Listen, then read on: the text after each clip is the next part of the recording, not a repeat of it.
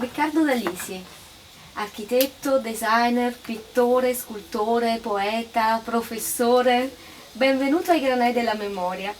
Tu sei lucano, sei nato a Potenza. Sì, io non c'ero quando sono nato, perché non c'era ancora, però sono nato in quel momento e chi lo sa, non me lo ricordo, però è passato un po' di tempo. Quanti anni hai vissuto a Potenza prima di venire a Napoli? Pochi anni, poi mio padre era napoletanissimo, e poi siamo andati per un anno a Roma, poi un anno siamo vissuti in un posto molto popolare di Napoli, poi siamo saliti di grado e salendo siamo arrivati al Vomero, un posto bello, bellino, con i giardini, eccetera.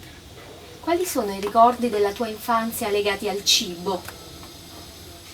Hai qualche cibo della memoria legato alla Lucania che ti preparava, non so, tua nonna o tua mamma? Dunque, la Lucania a Potenza, in special modo, era legata agli strascinar. No, tu li conosci, sai? No, non so che sono gli E strascinari. la pasta fatta a mano, facevano i ricchietelle, cioè quelle Orecchiette. orecchiette, i ricchietelle, però sì, in potentino, e poi gli strascinar, perché si prendeva la pasta, si trascinava su una tavola tutta rugata, fatta apposta, poi la si ripiegava e veniva una pasta molto grossa, sostanziosa, molto, molto buona, simpatica, fatta a mano. Le faceva tua mamma? Anche mia madre, mia nonna, mia zia, eccetera. Poi c'era un'altra cosa che mi colpiva moltissimo, il pane. Il pane non era a panelle, erano così grandi e si tagliava mettendolo contro la spalla, quindi pigliavano e si tiravano, facevano delle fettone di pane lunghe, molto simpatico, molto buono, e si portavano al forno, e quindi mi ricordo molto del forno, che era simpatico, forno a legna, bellissimo, molto coreografico, molto bello. Invece a Napoli quali cibi hanno conquistato la tua immaginazione, il tuo A Napoli gusto? sempre un po' la pasta, gli spaghetti, gli spaghettoni, però c'erano anche i capellini, che adesso non so dove erano più. Si facevano in brodo. I capellini sì, erano pasta ancora molto molto più sottile, non proprio come i capelli, era bellissimo, insomma, simpatico, molto delicato, aveva un gusto particolare proprio per la dimensione. Senti, e oggi tua moglie quali piatti ti prepara per renderti felice? È una brava Avevamo molto sempre la pasta, gli spaghetti, la salsa, tutto ciò che è rosso, anche il colore rosso. E poi il caffè e il cioccolato, quindi pasta, caffè e cioccolato. Senti, sei stato definito un designer atipico tu, perché invece di progettare gli oggetti, diciamo, racconti fiabe animando gli oggetti. E se dovessi animare un cibo della tradizione napoletana, quale cibo animeresti? Gli spaghetti li farei diventare prima dei serpentelli, e poi dopo che guizzano, che volano, insomma. E il piatto disegnando nell'aria attraverso le scie degli spaghetti. Allora, sono stato molto studiato come si disegna, il disegno libero, il disegno un po' folle, anche le sculture, come vedi, quelle lì sono un po' venute da una follia grafica, diciamo. Ti faccio vedere, sono queste, è la mano libera, la mano che governa il cervello. Insomma, io ho scritto un libro, Progettare senza pensare, che significa, che è una cosa che ha un grande valore anche scientifico, perché scavalca ogni analisi, ogni appesantimento, ogni sfaccettatura, tutto l'aspetto burocratico del progetto. E quindi qui ci sono tanti modelli fatti dalla libera mano, oppure da una mano molto guidata, però molto libera anche nello stesso tempo. Sono fatti in cartoncino anche attraverso questa tecnica dell'andare oltre le riflessioni, le analisi, le lucubrazioni mentali, razionali. E abbiamo disegnato tantissime automobili, per esempio, anche degli aeroplani, delle automobili anche costruite. Abbiamo vinto il secondo premio al progetto della Fiat, vincendo il secondo premio, battendo alcune università tedesche, anche Milano, che era quarta, noi secondi. Quindi la creatività deve essere assolutamente libera, no? Da ogni Sì, vincolo. non progetta. Il vizio dell'Occidente è quello di far trafilare tutto attraverso le valutazioni mentali, mentre è tutto il corpo che progetta. Io quando ho imparato, quando studente non ero mai contento dei disegni troppo ragionati. A un certo punto ho capito, mentre disegnavo, ho capito che il progetto e il disegno non viene dalla mente, ma viene da fuori, dal plesso solare, fuori. E quindi da là è nato tutto, poi non ci sono limiti, il design, l'architettura diventa scultura, diventa design. Premio al compasso me l'hanno dato, poi ho istituito il compasso di latta, ho dato dei compassi, dei premi. Nel 1981 hai vinto proprio il premio Compasso d'Oro, sì, per la progettazione della macchinetta del caffè per la casa Ravessi. Poi da là... Sì, abbiamo fatto un libro e una mostra che ha girato un po' tutta l'Europa, una mostra. Come hai fatto a progettare la macchinetta per il caffè? Perché da là poi è nato un personaggio che è Totocchio. Come nasce Totocchio? Totocchio nasce, dati i suoi natali, in quel periodo lì in cui io mi sono immaginato, dato che ho fatto molte caffettiere, le ho fatte realizzare, molte caffettiere dalla tonai napoletani, poi facevo una mostra con Alessia a New York, tutti i musei americani hanno preso queste caffettiere, sono arrivate fino a Denver nel Colorado, tra gli indiani d'America, una caffettiera fatta nei vicoli di Napoli, e venne fuori l'idea che un padre Geppetto napoletano che faceva le caffettiere, uno che fece le caffettiere, venne l'idea di animare la caffettiera e fece il burattino. E come chiamarlo se non Totocchio, perché Totò e Pinocchio uniti insieme fanno Totocchio. Totò è veramente il burattino di Napoli, il grande artista napoletano, grande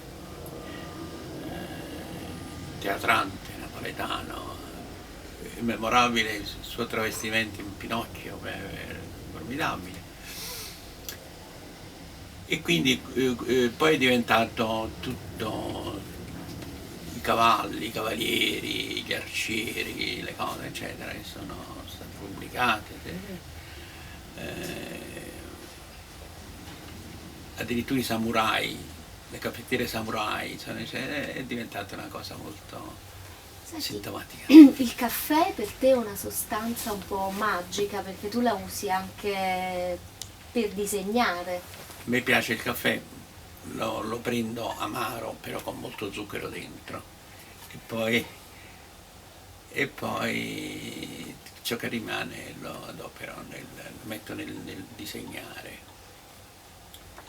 E voglio dire una cosa, io sono stato anche molto studioso di filosofia, di cose che mi hanno appassionato per un lungo periodo, specie quando ero professore.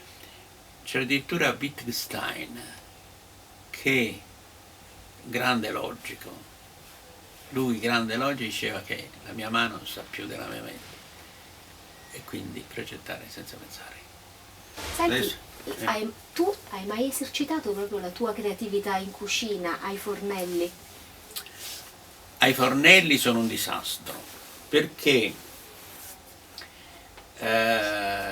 perché non mi contengo, sono sempre un po' sperimentale come nelle cose, mi butto, sporco, una volta mi è dato il colore dappertutto, così ho dovuto lavarmi tutto, perché sono eccessivamente sperimentale, mi piace sperimentare tutto, mi faccio male, cioè una volta ho preso una grave malattia perché mi buttavo sudato sotto l'acqua gelata e avevo avuto la pleurite, cioè, volevo sperimentare queste cose. Insomma, varie vicende della mia vita, va bene, ma lo faccio anche con il cibo. Una volta mi hanno fatto cucinare per artisti, io ho fatto un intruglio che non finisce più e poi l'hanno portato in tavola. Io dicevo è abbastanza buono, però l'avevano totalmente rifatto, aggiustando le Che componenti, ci avevi messo? Quali ingredienti? verdure, spezie, salsa, cose. Io rido quando penso che io in cucina perché la tentazione di contaminare è troppo forte. Sono un contaminatore contaminato, contaminante. Senti, quando pensi al Mediterraneo, a che cosa pensi? Un luogo dove si fanno molti concorsi su chi cucina meglio la pasta, su concorsi sulle migliori pani, panelle, panellini e cose, specie il grano mi piace e la salsa. Non so, io avevo preso un appunto, non mi ricordo, parlavo la pasta a vela, con la vela, che buona che è. O la pasta che si mangia nell'oscurità della penombra, col sole che sbatte contro e rimbalza, insomma. Eppure anche quello poi la musica napoletana, la tarantella, le cose, insomma, quella mi piace molto, è un cibo che si possa mangiare ballando anche, ogni tanto ci si ferma, mi mangio un marcone, cose. Però insomma sono cose che adesso non vorrei fare. Ma tu che cosa mangi, soprattutto? Ho detto prima, pasta asciutta, un po' meno asciutta, pasta bagnata con la salsa, insomma, mi piace anche il formaggio, anche se non abuso del formaggio, pieno sopra, così. E la dieta mediterranea, che cos'è? È fatta sempre di queste cose qua che, per esempio, io amo molto anche il cioccolato, non so perché, però perché mi piacciono le cose dolci.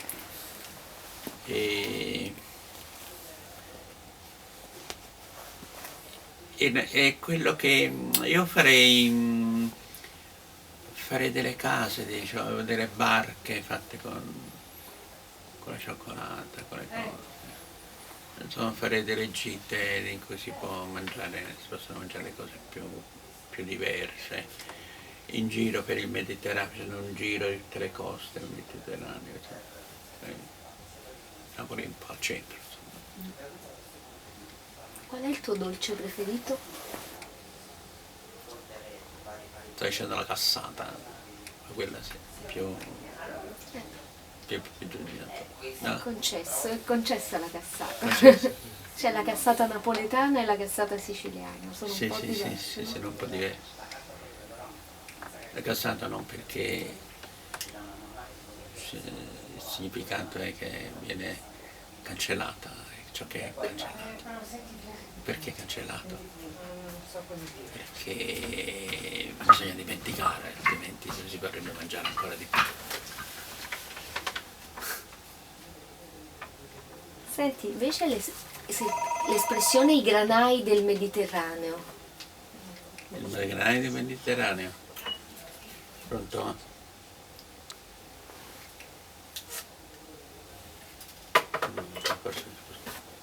Se pensi ai granai, che immagini ti vengono in mente?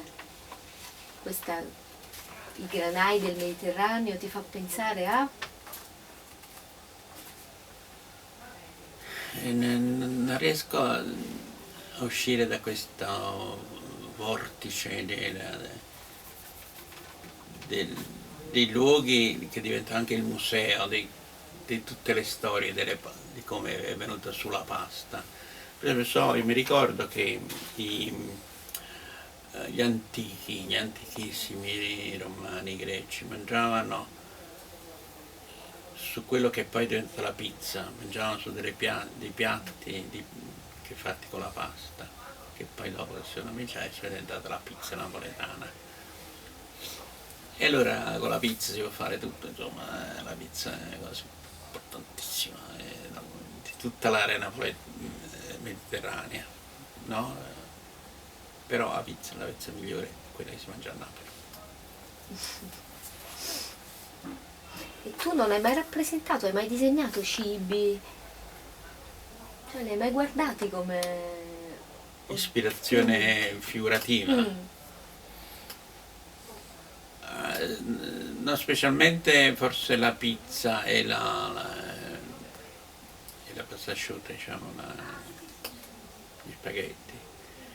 Per esempio gli spaghetti mi ricordano, per esempio questi sono spaghetti, insomma, queste sculture ricordano il modo di muoversi degli spaghetti.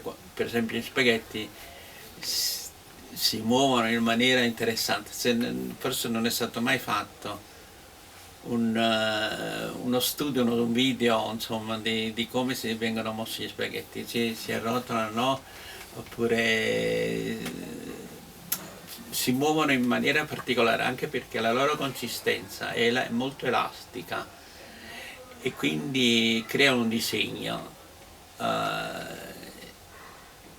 Il 50% delle cose che io attualmente disegno è fatto di linee molto libere, un po' questo qua,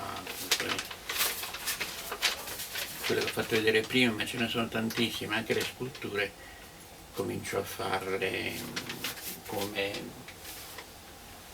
mosse dei anche spaghetti. un po' gli strascicati che dicevi prima. Gli strascinare. Gli strascinare. Sono proprio, hanno questo movimento, no? Gli strascinare no, sono diversi perché sono a blocchi, sono grossi così, sono rivoltati, si possono anche imbottire, però sono rivoltati. Vengono fatti addirittura certe volte con le due mani. E quindi anche quello c'è un movimento particolare, vengono su da un movimento delle mani, anche quello è un movimento un po' teatrale, diciamo.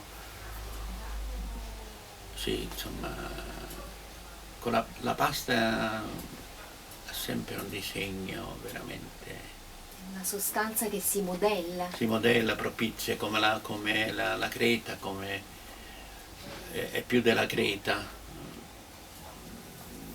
è una creta, diciamo,